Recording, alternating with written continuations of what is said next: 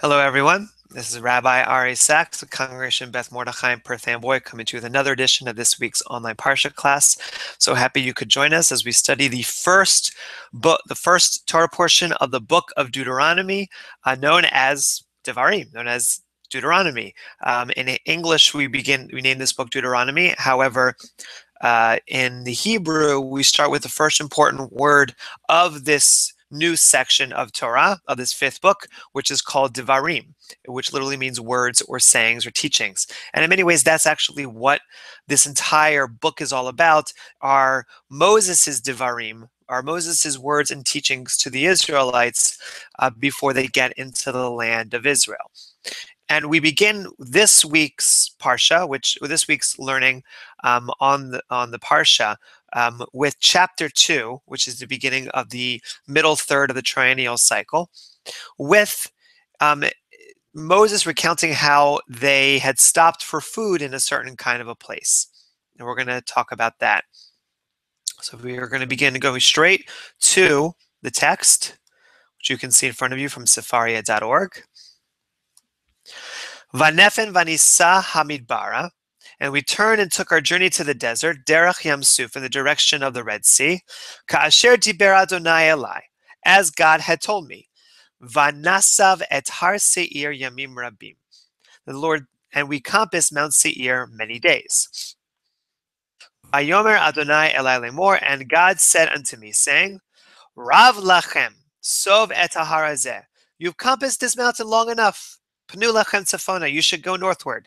All right, you've circled this one area enough. I've made you wander a little for long enough here, but now go on a journey. You're going to go northwards. Ve'et ha'am tzav lemor, and command to the nation, Atem ovrim bigvul achechem b'nei Esav. You're going to pass by the border of your brothers, the children of Esau. Hayoshvim bi Seir, as they live in this area of Seir. V'yir'u mikem v'nishmartem me'od, and they will be afraid of you, and so take good heed upon yourselves in that moment. Now, we remember, if you recall, that Esau, who was the son of Isaac, who is the brother of Jacob, that there was this battle between the two for the love of their father. However, at the end of that battle, Esau said, I'm going to destroy you, Jacob. I'm going to kill you when our father is dead. And then we get to a moment later on when Jacob actually confronts Esau. Jacob fears for his life. Esau, however, reconciles with his brother. We don't necessarily know exactly what happened. There is, in the midst of that story, Jacob wrestling with the angel, which according to some commentators is Jacob actually wrestling with Esau. But in any case, they seem to make amends, and then they become brothers. So Esau, who has been promised this great nation, just like Jacob has been promised a great nation, they live off in this one area of Seir, and now the Israelites, Jacob's children, is now going to come back close to their brothers. Is going to pass by their land. So one question is, as they pass by this land, one, will that memory of the bad relationship between Jacob and Esau still be there? Or two, will there be a good memory of Esau reconciling with Jacob, and therefore there will be that harmony between the two?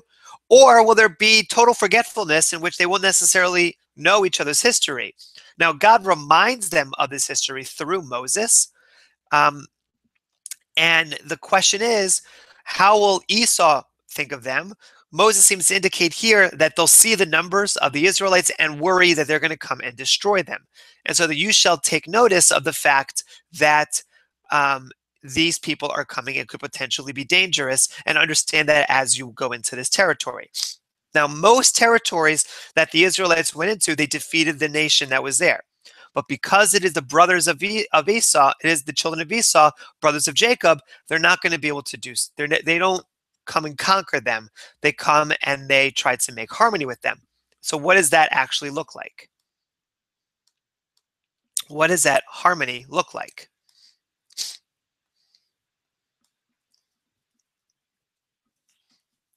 Al titgaruvam, do not contend with them. Ki lo eten lachem me'artzam, for I will not give you of their land. This is again reiterating the fact that Esau was promised by God that he will have a great nation, thus that the Israelites should not come and conquer them. ad midrak kaf regel, not so much for the sole of the foot to tread on. Ki Yerusha le'Esav, because this land belongs to Esav. Natati etar Seir. I gave them this land of Seir.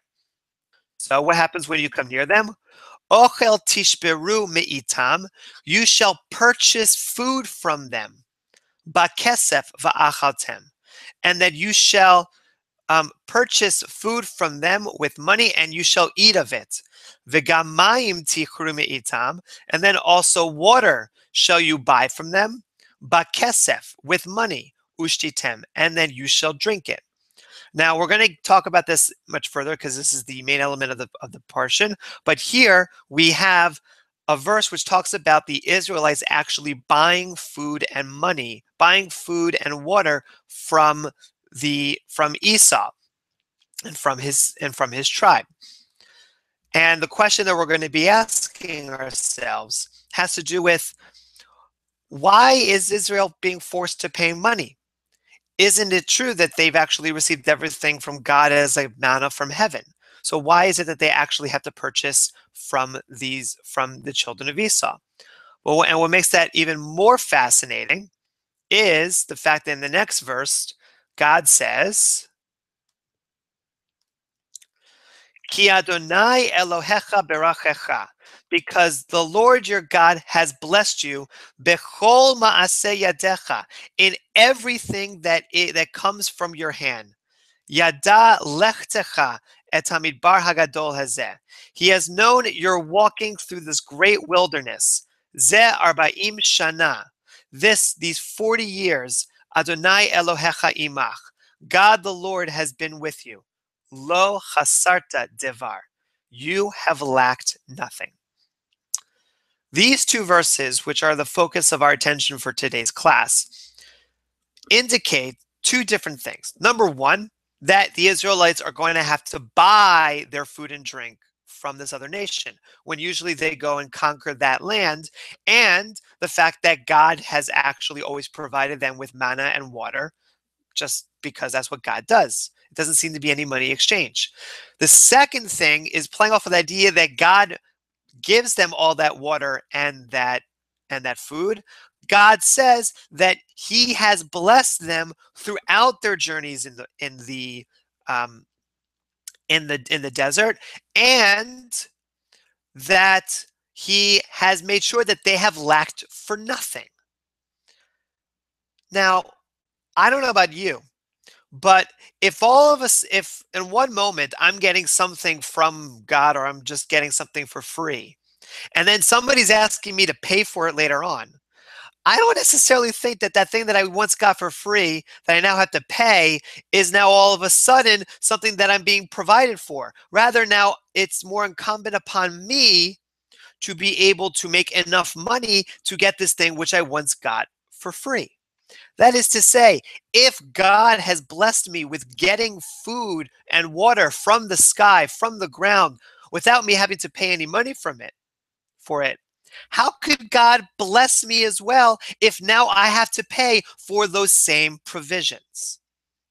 And this question of what does God's blessing look like? Is it simply the food and the drink that comes from heaven and from the earth, from God? Is that just it? Or is blessing from God also come in the moment in which you use money to exchange for those goods and services? And the reason why I think this question is so important is for two reasons. The first is more technical in terms of the particular verse, because it refers to the idea of bechol ma'aseh yadecha, that in all the fruits of your hands, meaning the things that you particularly do. You do the work, and therefore you shall reap the benefit. In our parlance, especially in modern day life, we don't necessarily talk of the idea that the work of our hands comes from God. Rather, the work of our hands comes from our hands. We're the ones who deserve it. We're the ones who make things happen. There's a great joke about how a Jewish person is looking for a parking spot and can't seem to find one. Finally prays to God and says, God, can you help me find a parking spot? All of a sudden, a parking spot gets open. The Jewish person pulls in and says, don't worry, God, I found it. As if to say that that in our language, that the idea that we earn something through our effort and our labor is built upon that individualistic sense of personal responsibility. I am responsible for what it is that I do. And yet, the second element is that there is another trap in our society, and this you could call the gospel of wealth, that if, or rather, that when you receive money or when you become wealthy, it is because God has showered you with goodness. Thus, your wealth, everything that you earn, is because God has deemed it to be so. If you're poor, it's because God has deemed you to be poor. If you're wealthy, it's because God has blessed you with wealth. And by the way, um, that has certain kinds of pre- uh, precedents within the biblical text. Abraham, for instance, is not only promised with a land, but promised with great wealth as a nation. And so that kind of idea seeps its way through, especially religious communities in America, especially megachurches and other very wealthy religious institutions, that God has blessed us with great wealth. So how do the rabbis unpack this difficulty between, on one hand, God blessing you with everything, and then now all of a sudden you have to pay money for it, which seems to be coming from the work of your hands, but God has been the one to give it to you, and isn't work from your hands coming from you and not from God, versus the idea that God also blesses you with wealth. So we're going to take a look at a couple commentators to try to unpack this idea even further.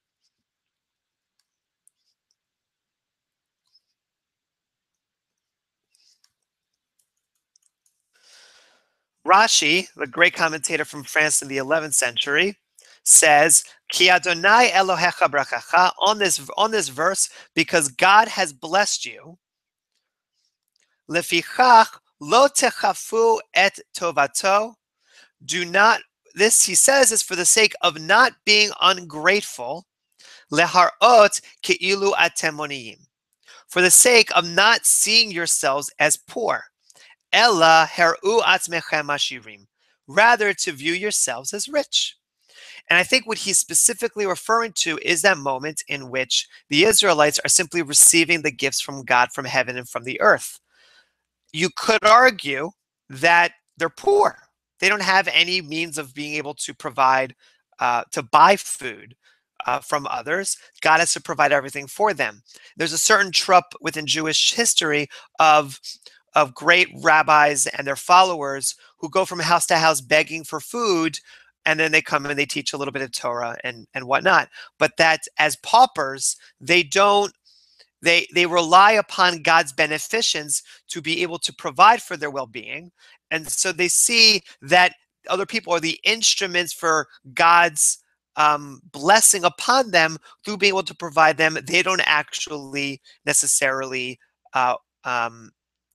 deserve it, you could say, or rather that they don't keep the money for themselves from other works of their hands, but they receive it because God wants them to receive those blessings that come by the hands of people who take them into their homes for Shabbat or for whatnot.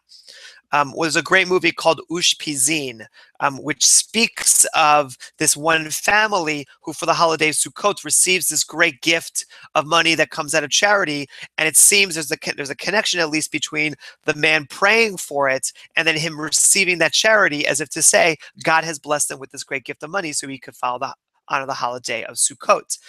And that Rashi seems to be indicating in that instance, don't think of yourselves as poor, but think of yourselves as actually becoming rich because you have actually been able to receive this from God. But what about that pesky phrase, "B'chol ma'aseh yadecha," about all that you've received, all that you've done from your hands? And the Ramban, Nachmanides, actually picks up on this key issue.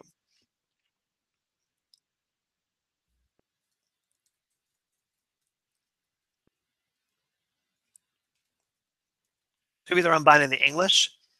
For the Lord your God has blessed you. Therefore, you should not deny his goodness by behaving as though you were poor. It said, deport yourselves like rich people. This is Rashi's language. Think of yourselves as rich, even if you don't necessarily have any money to buy anything. Now, I have not understood what he meant by the next phrase in the verse. For the Lord God has blessed you in all the work of your hand. Since their blessings were heavenly blessings, i.e., God simply gave them manna from heaven and the water from the ground, they did nothing with their hands that it to be blessed. How could you say that they have deserved God's blessing from the work of their hands when they haven't actually worked for it? When God simply gave it to him because that's what God wanted to. How does that phrase even work? So he goes on to explain, perhaps the expression in all the work of your hand alludes to the sheep and the herds which they brought out from Egypt. They also had riches, herds, and acquisitions from the spoils of the Egyptians and the spoils of Amalek. That is to say that Ramban, the Nachmanides, makes a very interesting separation. He says, yes, there is the great stuff that God has actually given you, the manna from heaven, the water from the ground, but also the works from your hands, i.e., refers to the spoils you took from Egypt because of all of your years of slavery there. And so in all of those great things, God has also blessed you. And it's in those things that you use to pay Esau when you have to get to that spot. So he's making a fine line that there is a difference between the work of your hands and the beneficence from God. Now, one of Rashi's, or quote unquote grandchildren, but one of his students, is often described. His name is Rashbam. He lived a little bit later than Rashi, but I mean, obviously during his lifetime because he was taught by him. He makes a very interesting point along these lines. And it kind of has to do with where you are in the midst of your own journeys. And I think this is going to be helpful for us to understand how to be able to reconcile the idea that God's beneficence comes from when you have nothing and from when you have a lot to be able to use that comes from your own hands to pay for goods and services. It says, Lo chasarta davar. The last phrase of verse 7 says, you have lacked nothing. Keshe'ein makom liknot mezonot, sipek tzorchecha belo kesef uvelo mechir. That when there is no place to buy food that you need with money of any kind. Uvimkom shematzata likeach, hispik lecha liknot. And in a place where it is possible for you to buy food, you'll have enough money to do so. In other words, that we are each of us find ourselves on different stretches of a journey. Some of us find ourselves in what you could call a desert. That is to say, a place with no resources, with very little by way of shelter. And that in those places whereby our own hands can't create the things necessary for us to be able to survive, that God is able to provide for us in those moments. That's what Israelites were like with the manna from heaven.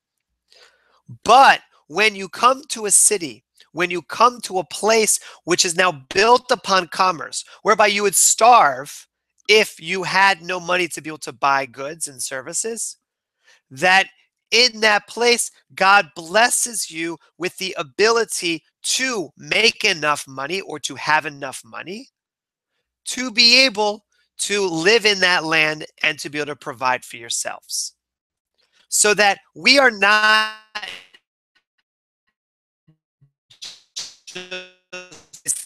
places. And that in each place that we find ourselves in, we find the resources within and from without to be able to provide for our particular needs. And that before, the Israelites didn't have to worry about necessarily working together with other nations. They simply destroyed the other nations. But at the same time, here with their brothers of Esau, they come into a place whereby it does not belong to them. God has given it to another, and they have to be able to get along. In a certain sense, money and transactions and the exchange of goods and services for a particular price is important in a place whereby you want to get along with each other, and one side does not want to force the other side to have to give up what they have, but need what they have, and so want to do so in a peaceable way. That is to say, money is the great peacemaker when it is done in the right way. And so money needs to be used in this moment to remind both Israel and Esau that they are to be peaceable neighbors. And so the great gift from God is to say that you're going to be able to have enough in this place, different than the other places that you've been to, whether they've been in the desert or that you've destroyed other cities because those people are had to be destroyed. You're in this place where to survive, you need to be thinking in a different way. You need to be thinking about working together or working collectively with others. And that I'm going to bless you with the mechanisms for you to survive here, just as I blessed you with the mechanisms for you to survive out in the desert. That leaves one final question about understanding what does it mean to be blessed with the means in different places in regards to the fact that it is by the work of your hands.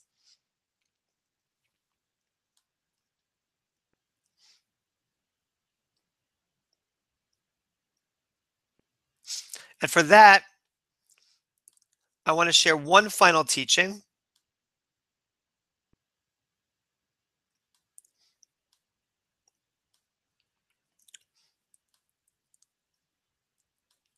This comes from the Panim Yafot, which is a collection of interpretations of the Torah from Pinchas Halevi Horowitz, a rabbi from Galician, Germany, from 1730, lived from 1731 to 1805, so approximately the 18th century or so, around the time of the beginning of the foundation of America. He brings in a verse or a selection from two different verses in Psalms. One of which comes from Psalm 1, verse 2, Torato yehege yomam v'layla, that you shall study day and night. And then from verse 3, v'chol asher ya'aseh yatzliach, and everything that you do, you shall be successful. His explanation of this verse, which again he's using to explain our verse in chapter 2, verse 7, Perush, the explanation, Kol shehaya ra'oi lo ba'asiyat ma'aseh yadav. Everything that is possible for you to do with your hands, yiten lo Adonai derech hatzlacha. That God will lead you to be successful with the work of your hands. That is to say that one important understanding of what it means for God to bless you is that you as an individual have to do work. You have to put effort. You have to think of where your place is within the context of the current society. And knowing, though, that because you are only one small person in the midst of millions of others, eventually, billions of others eventually, but even in a place like this, even thousands of others, that your success depends on a lot of things that are out of your control. And that if you are searching for success, if you are working hard, and that your mind is filled with the instructions from God on how to be successful, that you're filled with those values that should lead you to success, that God will fill in the rest, the things that you can't control, and eventually will lead you to be successful. That may not always be true, but that is the religious hope. The hope is that I work hard, I follow my values, which I believe are godly, that I believe emanate from something greater than myself. And I have faith that even if I can't see it now, I will recognize that I will have success. And so in those moments when the hands of my work need to be used in order to bring success into the world, as I am when I work in a society, that God will be able to eventually lead me to that point. Just as when there's nothing I can do, when I'm in the desert, and no matter how hard I try, I can't build a city, I can't find food, I can't find water, that God will still be able to provide for me in that moment. and that it is still a great gift. So does financial success come from God? Yes, but only if we are open to seeing God's ways in our life. Only if we're willing to put the effort forward in our life and in our work, and only if we are able to know the difference between wandering in the desert, needing God to provide manna from heaven, and being an important part of society and taking part in the exchange of goods and services and effort in order to make that society work. If we know that difference and if we know what our place is at the right time, then I do believe that God will bless us with all that we should be blessed with. With that, that's the end of my Parsha class for today. Hope you enjoyed it. Take care and Shabbat Shalom. See you next week.